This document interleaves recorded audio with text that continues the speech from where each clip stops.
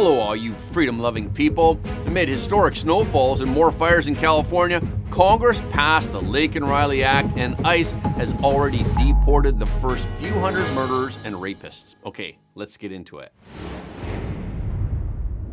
A rare winter storm has hit the southern United States, knocking out power to hundreds of thousands of homes and businesses and paralyzing transportation. The storm began its rampage through Texas on Tuesday, covering highways and bringing traffic to a standstill before moving east. It then swept up the coast of Florida and the Carolinas. Record snowfall was recorded along the Gulf Coast.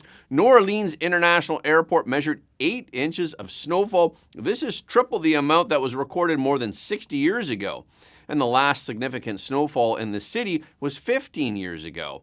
In Alabama, 7.5 inches of snow fell in Mobile for the first time in more than 60 years. At least 5 inches of snow fell in the Pensacola, Florida area, breaking the state's 130-year snowfall record. Major airports in Louisiana and Florida were forced to close due to unprecedented snowfall. It rarely snows in these places during the winter, so many of them don't have snowplows. They have to wait for the snow to melt, which might happen later this week.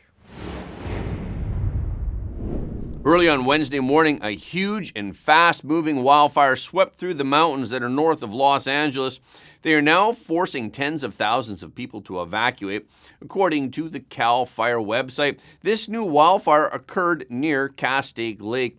It's been named the Hughes Fire. It spread over 5,000 kilometers in just 2 hours. The fire has now burned more than 10,000 acres of land. Castaic Lake is about 40 miles from the devastating East Fire and Palisades Fire. Those two wildfires have been burning for 16 days now and are still not fully contained.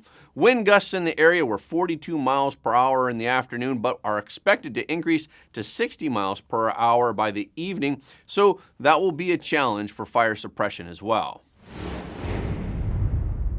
The House passed an amended version of the Lake and Riley Act on Wednesday by a vote of 263 to 156. 46 Democrats voted with Republicans in favor of the bill. The bill, which will be sent to the president's desk to be signed into law, will be the first law signed into law in President Trump's second term. It lays the groundwork for major immigration reform. The bill is named after Lake and Riley, a 22-year-old female nursing student from Georgia. Last February, she was brutally murdered by Jose Antonio Ibarra, a 26-year-old Venezuelan citizen who had entered the U.S. illegally. Ibarra had been arrested twice in New York and Georgia months before the killing, but he was released ahead of trial. The vicious incident became a focal point of discussion for President Trump during his campaign.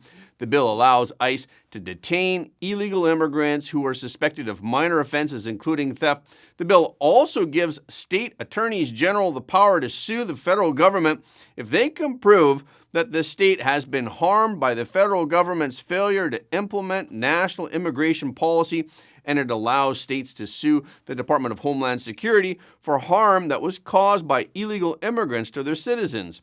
Liberal Democrats criticized the bill as an unfair crackdown on suspects who have not yet been found guilty of a specific crime. The Lake and Riley Act was approved by the House last year, but it was not scrutinized in the previously Democratic-controlled Senate. But it passed in the Senate this time with bipartisan support on Wednesday with the support of 12 fellow Democrats. Now, President Trump plans to send 10,000 troops to the border. The first 1,500 of those troops arrived on Wednesday, and they will join about 2,200 active duty soldiers and thousands of state National Guard members who are already on the ground in order to bolster border defense. White House Press Secretary Caroline Leavitt said that President Trump is sending a very strong message to people around the world with these actions. On Tuesday, the Department of Homeland Security announced the repeal of existing guidelines that prevented immigration officials from entering sensitive areas such as schools. A DHS spokesman said this action empowers the brave men and women in CBP, Customs and Border Protection, and ICE, Immigration and Customs Enforcement, to enforce our immigration laws and catch criminal aliens, including murderers and rapists who have illegally come into our country. The spokesperson added that the Trump administration will not tie the hands of law enforcement and expect them to use common sense. President Trump's border czar Tom Homan said on Tuesday that U.S. immigration officials have already started carrying out deportations targeting illegal immigrants who are deemed a threat to public safety. ICE already made 308 arrests on January 21st, according to Homan. He said on Fox News, in the last 24 hours, ICE arrested over 308 serious criminals. Some of them were murderers. Some of them were rapists. ICE is performing excellent right now out in the field, and they're going to continue every day. President Trump signed an executive order on Tuesday night revoking Executive Order 11246 that was issued by Lyndon B. Johnson.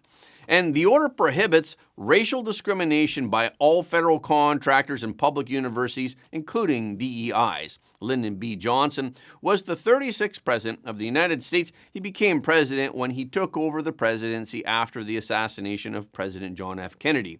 On September 24, 1965, he signed Executive Order 11246. This order was designed to enforce equal employment opportunity and to prevent discrimination by government contractors and their subcontractors on the basis of race, color, religion, sex, or national origin. However, in the course of the implementation, it has gradually evolved that government contractors and their subcontractors are required to assign different portions of employees according to race, color, religion, sex, or national origin. It then further evolved into today's DEI, which is a radical departure from the original intent of President Lyndon B. Johnson in enacting this law. President Trump's executive order ends DEI's endorsement of racial and gender preferences and discrimination. The new order also requires the Attorney General and the Secretary of Education to issue guidance to comply with the Supreme Court's decision in Fair Admission Students versus Harvard. In other words, colleges can no longer lower their scores to admit Black and Latino students while substantially raising the score line for Asian students before admitting them. College admissions are about student achievement and talent, not skin color. The same is true for government departments when hiring employees. This is what President Trump called color blindness at his inauguration. And in preparation for Robert F. Kennedy Jr. taking up his position, the Trump administration has placed a freeze on many federal health agency communications with the public until at least the end of the month. Robert F. Kennedy Jr.'s confirmation by the Senate will start as soon as the paperwork is sent to the upper chamber. And as promised today, President Trump signed the executive order to declassify the JFK, RFK, and Dr. Martin Luther King Jr. files. Lastly, sir, we have an executive order ordering the declassification of files relating to the assassinations of President John F. Kennedy, Senator Robert F. Kennedy, and Reverend Dr. Martin Luther King Jr. That's a big one, huh? A lot of people are waiting for this for years, for decades.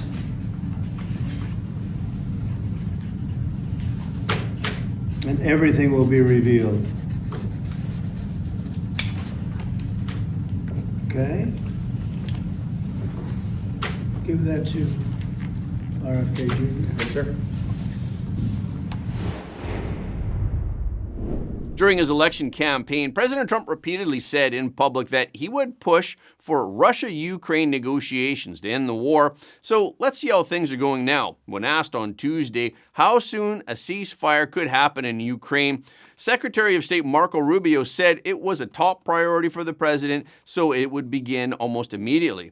On the same day, while talking to reporters at the White House, President Trump, referring to Russian President Vladimir Putin, said he should make a deal. I think he's destroying Russia by not making a deal.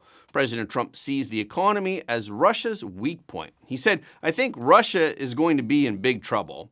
You take a look at their economy, you take a look at their inflation in Russia. With this, President Trump also found a weapon to bring Russia to the negotiating table. He said, Zelensky wants to make a deal. I don't know if Putin does. He might not. I don't know. But it takes two to tango. President Trump said on Wednesday that he will impose sanctions and high tariffs on Russia if they do not reach an agreement to end the nearly 3-year war between Russia and Ukraine. President Trump also made it clear. He said, "I'm not looking to hurt Russia. I love the Russian people, and I always had a very good relationship with President Putin." He also said that he was urging a truce as a way of thanking Russia for what it contributed during the World War II. He said, "We must never forget that Russia helped us win the Second World War, losing almost 60 million lives in the process. All of that being said, I'm going to do Russia, whose economy is failing, and President Putin a very big favor. We can do it the easy way or the hard way, and the easy way is always better. It's time to make a deal. No more lives should be lost." The hard way that President Trump is talking about is through tariffs and sanctions. He said, "If we don't make a deal, and soon, I have no other choice but to put high levels of taxes, tariffs, and sanctions on anything being sold by Russia to the United States and various other participating countries." After the start of the Russian-Ukraine war, the United States stopped importing Russian oil. However, it still imports some precious metals, including palladium, which is used in automobile catalytic converters. Putin said on the day of President Trump's inauguration that he was willing to rebuild relations with the new U.S. administration and to engage in dialogue with the new U.S. administration over the conflict in Ukraine. Ukrainian President Zelensky said on Tuesday at the annual meeting of the World Economic Forum in Davos, Switzerland, that at least 200,000 European military personnel would be needed to serve as peacekeepers on the Ukrainian eastern border in order to implement any potential peace agreement between Russia and Ukraine. This is his minimum requirement. Newly appointed Secretary of State Marco Rubio will travel next week to Central American and Caribbean countries including Panama, Guatemala, El Salvador, Costa Rica, and Dominica. U.S. officials said that Rubio's trip was focused on two of President Trump's main America First diplomatic issues. These include reducing illegal immigration and pushing for the recovery of the Panama Canal. Rubio will also hold talks with two countries that are used as transit points for migrants, Guatemala and El Salvador, to lock down the issue of migration. The most talked about part of the trip is the Panama visit. The Panama government complained to the United Nations only a few days ago about President Trump's statements about reclaiming the Panama Canal. We mentioned that President Trump found the letter that President Biden left for him in a drawer of the Resolute desk in the Oval Office. Now President Trump revealed the content of the letter exclusively to Fox News on Wednesday. The letter reads, "As I take leave of this sacred office, I wish you and your family all the best in the next 4 years. The American people and people around the world look to this house for steadiness in the inevitable storms of history, and my prayer is that in the coming years will be a time of prosperity, peace, and grace for our nation. May God bless you and guide you as He has blessed and guided our beloved country since our founding." President Trump told reporters on Tuesday when he found it, it was a very nice letter. It was a bit of an inspirational type letter. Enjoy it. Do a good job. Important, very important, how important the job is. President Trump also thanked President Biden for his kindness. He said, "I appreciate the letter." Argentine President Javier Milei gave a blistering speech at the World Economic Forum today. He said that woke politics are a cancer on the world and must be eradicated to usher in a new golden age of freedom and prosperity. And he is hopeful because he does not feel alone in this way anymore. I don't feel alone because the world has embraced Argentina. Argentina has become a global example of fiscal responsibility, of commitment to honoring our obligations, and obviously a commitment to solve the inflation problem. Also, we are an example of a new way of doing politics, which is about telling people the truth to their faces and trusting that they will understand. Nor do I feel alone, because over the course of this year, I have found allies in this fight for the ideas of freedom in every corner of the world. From the amazing Elon Musk to that fierce Italian lady, my dear Giorgia Meloni. From Bukele in El Salvador to Viktor Orban in Hungary. From Benjamin Netanyahu in Israel to Donald Trump in the United States. Slowly, an international alliance has been forming among all those nations which, like ours, want to be free and believe in the ideas of liberty. And slowly, what once seemed like the absolute global hegemony of the woke left in politics, educational institutions, in the media, in supranational organizations, or even in forums like Davos, has begun to crumble. And a hope for the ideas of freedom is starting to emerge. Then it was President Trump's turn. He appeared virtually, and he spoke of the many achievements already accomplished by his administration and the many more to come. This was President Trump's first major speech to global business and political leaders since being sworn in on Monday. He again stressed his taking office as a revolution of common sense. In 129 years, that's quite nice. What the world has witnessed in the past 72 hours is nothing less than a revolution of common sense. Our country will soon be stronger, wealthier, and more united than ever before, and the entire planet will be more peaceful and prosperous as a result of this incredible momentum and what we're doing and going to do. My administration is acting with unprecedented speed to fix the disasters we've inherited from a totally inept group of people and to solve every single crisis facing our country. This begins with confronting the economic chaos caused by the failed policies of the last administration. He also touched on censorship and the fact that freedom of speech is back in America. In addition, I'm pleased to report that America is also a free nation once again. On day one, I signed an executive order to stop all government censorship. No longer will our government label the speech of our own citizens as misinformation or disinformation, which are the favorite words of censors and those who wish to stop the free exchange of ideas and, frankly, progress. We have saved free speech in America, and we've saved it strongly. The world leaders listened closely to the details of President Trump's pledge to introduce universal tariffs on goods imported to the U.S. and to his position on the Ukraine-Russian war and the Israeli-Palestinian relations. President Trump has told Saudi Arabia to drop its oil prices in order to help end the Russia-Ukraine war. And it's also reported today in the papers that Saudi Arabia will be investing at least $600 billion in America, but I'll be asking the Crown Prince, who's a fantastic guy, to round it out to around $1 trillion. I think they'll do that because we've been very good to them. And I'm also going to ask Saudi Arabia and OPEC to bring down the cost of oil. You got to bring it down, which, frankly, I'm surprised they didn't do before the election. That didn't show a lot of love by them not doing it. I was a little surprised by that. If the price came down, the Russia-Ukraine war would end immediately.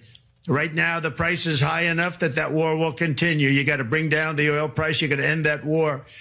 They should have done it long ago. They're very responsible, actually, to a certain extent for what's taking place. Millions of lives are being lost. With oil prices going down, I'll demand that interest rates drop immediately, and likewise, they should be dropping all over the world. Interest rates should follow us. And President Trump also outlined the steps that he will take to unleash the American economy.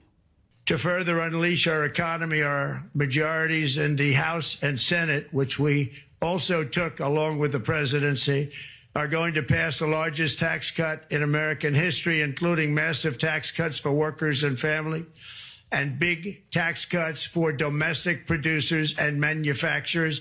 And we're working with the Democrats on getting an extension of the original Trump tax cuts, as you probably know, by just reading any paper. My message to every business in the world is very simple. Come make your product in America, and we will give you among the lowest taxes of any nation on earth. We're bringing them down very substantially, even from the original Trump tax cuts.